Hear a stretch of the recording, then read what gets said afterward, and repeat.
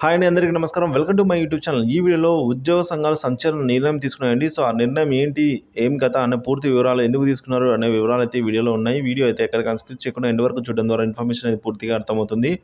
అలాగే వీడియో నచ్చినట్లయితే ఒక లైక్ చేయండి. ఇంకా సబ్స్క్రైబ్ అవ్వనట్లయితే మన ఛానల్ సబ్స్క్రైబ్ చేసుకోవడం ద్వారా నేను చేసే ప్రతి ఒక్క వీడియో మీ వరకు రీచ్ అవుతుంది.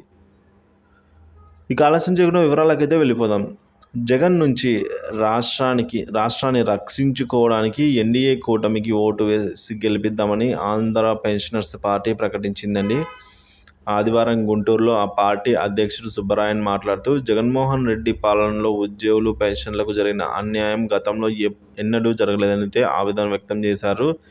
చంద్రబాబు హయాంలో జరిగిన అభివృద్ధి, జగన్ ప్రభుత్వంలో జరిగిన ఘోరాల్ని వివరించడానికి రాష్ట్ర పర్యటన చేస్తామన్నారు.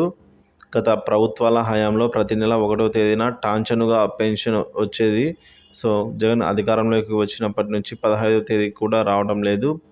17 లక్షల కుటుంబాలు ఉన్న ఉద్యోగ, ఉపాధ్యాయుల, కార్మిక పెన్షనర్ల ఓట్లు అవసరం లేదని జగన్ భావిస్తున్నారని అంటున్నారండి పెన్షనర్ సంఘం. ఇక మాకు రావాల్సిన బకాయిలు సంవత్సరాలు గడుస్తున్నా రావటం లేదు. కొంతమంది కష్టార్జితం చూసుకోకుండా మరణిస్తూ ఉండడం అమానుష్యం అయితే అంటున్నారు. ఇంకా అందుకే ఈ ఎన్నికల్లో వైకాపాకు ఓటు వేయకూడదని నిర్ణయించుకున్నాం అని సుబ్బరాయన్ పేర్కొన్నారు. వీటన్నిటిని దృష్టిలో పెట్టుకుని పెన్షనర్లు, కుటుంబ సభ్యులు, ఉద్యోగులందరూ కూడా టీడీపీ, జనసేన, బీజేపీ కూటమి అభ్యర్థులను గెలిపించుకొని చంద్రబాబును ముఖ్యమంత్రి చేసుకోవాలని అయితే పిలుపునిచ్చారు. సో, పార్టీ ప్రధాన కార్యదర్శి పెద్దన్న గౌడ్, ఉపాధ్యక్షుడు మొన్నయ్య, అలాగే కార్యదర్శి పిఎస్ఎస్ మూర్తి తదితరులైతే పాల్గొన్నారు.